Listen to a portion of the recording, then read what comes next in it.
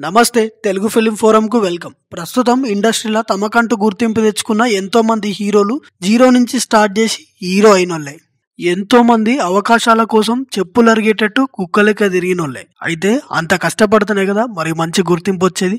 Editor గా, character artist గా, హీరోగా 100 పైగా సినిమాలో నటించి మెప్పించిండు శివాజీ గారు. మొన్నటి ఎడిటింగ్, నిన్నటి యాక్టింగ్, ఇయాల్టి బిగ్ బాస్, రేపటి 90s సిరీస్, ఇవన్నీ అప్పటి నుంచి ఇప్పటిదాకా ఆయన ప్రయాణం కొనసాగింది. అయితే శివాజీ స్వస్థలం గుంటూరు జిల్లా గిరిజబోలు అనే ఒక కుగ్రామం. డిగ్రీ అయిపోయినాక 1996 ఆ సమయంలో కెఎస్ రామారావు స్టూడియో పెట్టారు. అప్పుడే జెమినీ ఈటీవీ వస్తున్నాయి. కెఎస్ రామారావు గారిని కలవాలంటే ఒక చిన్న సమస్య. పని కోసం కలుస్తానంటే ఎవరిని లోపలికి రానివ్వరు. కథ చెప్పాలి అంటే మాత్రం పంపిస్తారు. ఈ విషయం దర్శకుడు దశరథ్ ద్వారా తెలిసింది. అప్పుడే దశరథ్ ఎండమూరి దగ్గర అసిస్టెంట్ గా పనిచేస్తున్నాడు. ఆ విషయం గుర్తుపెట్టుకుని కెఎస్ రామారావు గారి ఆఫీస్ కు వెళ్ళా. కథ చెప్తానని చెప్పి లోపలికి వెళ్ళిన నేను నిజం ఒప్పుకున్నా. సార్, నాకు కథ చెప్పడం రాదు, ఎడిటింగ్ వచ్చు, నాకు ఏదైనా ఉద్యోగం ఇవ్వండి అని అడిగా. ఓరి మీ దుంపదేగా, భలే వాడివయ్యా, సర్లే జీతం ఎంత కావాలి అని అడిగాడు. అన్నం పెట్టి బట్టలు కొనుక్కోవడానికి ఏదైనా ఇవ్వండి అన్నాను. క్యాషియర్ కి చెప్పి 800 రూపాయలు ఇచ్చాడు. అందులో కొంత డబ్బు పెట్టి బట్టలు కొన్నా. మరో స్నేహితుడి దగ్గర ఇంకొంత అప్పు చేసి శ్రీనగర్ కాలనీలో ఓ రూమ్ తీసుకున్నా.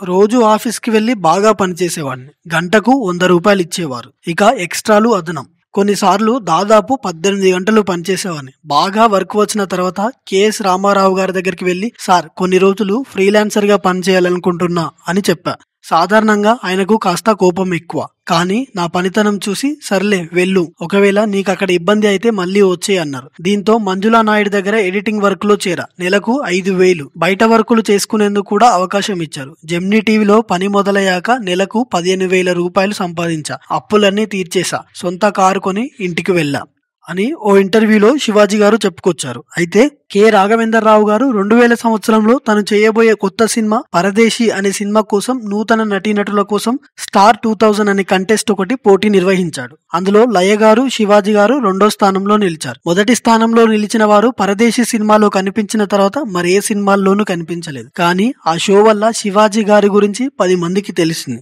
దాంతో నెమ్మదిగా సినిమా అవకాశాలు రావడం మొదలుపెట్టాయి. ఎడిట్ సూట్ లో పనిచేసిన శివాజీ గారికి అప్పుడే సినిమాలను నిశితంగా పరిశీలించడం నేర్చుకున్నాడు. శివాజీ నటించిన సినిమాల్లో మొదట విడుదలైంది చిరంజీవి గారు హీరోగా నటించిన మాస్టర్ సినిమా. కానీ తొలి అవకాశం ఇచ్చింది మాత్రం వైవిఎస్ చౌదరి. ఆ సినిమా సీతారాముల కళ్యాణం చూద్దాము రారండి. అందులో శివాజీది హీరో స్నేహితుడి పాత్ర. ఆ సినిమా కోసం ఆయన మొట్టమొదటిసారిగా విమానం ఎక్కి విదేశీయానం దుబాయ్ వెళ్లాడు. స్వతహాగా చిరంజీవి అభిమాని అయిన శివాజీ ఆయన్ను కలవాలని ఆశగా ఉండేది. ఆ కోరిక మాస్టర్ సినిమాతో తీరింది. ఈ సినిమాలో శివాజీ ప్రతిభావంతుడైన క్రీడాకారుడిగా కనిపిస్తాడు. కనీసం బూట్లు కూడా కొనుక్కోలేని పేదరికంలో ఉంటే చిరంజీవి అతన్ని ప్రోత్సహిస్తాడు. నిజ జీవితంలో కూడా చిరంజీవి లాంటి పెద్ద మనసున్న వాళ్ళు తనను అలాగే ప్రోత్సహించారని వినమ్రంగా చెప్తాడు శివాజీ. హీరో అవ్వాలని సినిమా రంగంలోకి రాలేదని, వైవిధ్యభరితమైన ఏ పాత్ర రూపంలో అవకాశం వచ్చినా అందిపుచ్చుకోవడానికి నేను సిద్ధంగా ఉన్నానని అంటాడు శివాజీ. సినిమాల్లో ఆయన తొలి సంపాదన 15,000 రూపాయలు. మాస్టర్ సినిమాకు పనిచేస్తే వచ్చిన డబ్బులవి. అందరూ మధ్యతరగతి కుర్రాళ్ళనే ఆయన కూడా ఆ డబ్బుతో వాళ్ళ అమ్మకి బంగారం కొనిచ్చి సంతోషపడ్డాడు. ఇక ఈ మధ్యలోనే ఎన్నో సినిమాలకి డబ్బింగ్ చెప్పాడు. అలా దిల్ సినిమాలో నితిన్ కి డబ్బింగ్ చెప్పినందుకు గాను అతనికి ఉత్తమ పురుష డబ్బింగ్ ఆర్టిస్ట్ గా నంది అవార్డు కూడా వచ్చింది. అలా నితిన్ కు, ఆర్యన్ రాజేష్ కు, యశ్ సాగర్ కి ఉల్లాసంగా ఉత్సాహంగా సినిమాలో, ఇంకా విజయ్ సేతుపతికి పిజ్జా సినిమాలో కూడా తెలుగు డబ్బింగ్ చెప్పాడు శివాజీ గారు. అయితే 2010 తర్వాత ఆయన కెరియర్ కుంటుపడింది. దాని తర్వాతనే భారతీయ జనతా పార్టీలో చేరడంతో శివాజీ రాజకీయాల్లోకి ప్రవేశించాడు. ఆంధ్రప్రదేశ్ రాష్ట్ర విభజన తర్వాత రాష్ట్రానికి ప్రత్యేక తరగతి హోదా సాధించేందుకు కృషి చేసిండు. ప్రత్యేక హోదా విభజన హామీల సాధన సమితిలో చేరి ఉద్యమించాడు. హోదా ఇవ్వనందున తన సొంత పార్టీ అయిన బీజేపీని విమర్శించాడు. ప్రత్యేక హోదా సాధన లక్ష్యంగా 2015లో గుంటూరులో 48 గంటల నిరాహార దీక్ష చేశాడు. సో ఈ తరుణంలోనే టీడీపీలో కూడా చేరాడు శివాజీ గారు. ఇదే తరుణంలో యాక్టింగ్ కోసం సెకండ్ ఇన్నింగ్ స్టార్ట్ చేద్దాం అనుకునే లోపే బిగ్ బాస్ అవకాశం వచ్చింది. సో బిగ్ బాస్ లో సెకండ్ రన్నర్ అప్ గా నిలిచి అందరి మనసుల్లోనూ హృదయాలను గెలుచుకున్నాడు. శివన్న అనే ఒక పేరుతో ఒక బ్రాండ్ సృష్టించుకున్నాడు శివాజీ గారు. బలహీనమైన మనుషుల వెనుక ఉంటానంటూ పల్లవి ప్రశాంత్ యావర్నే బాగా సపోర్ట్ చేసి వాళ్ళ వెనుక అండగా ఉంటూ అందరిళ్లలో శివన్న ఉండాలి అనేలా పేరు తెచ్చుకొని శివాజీ గారు సక్సెస్ఫుల్ గా బిగ్ బాస్ నుంచి బయటకు వచ్చారు.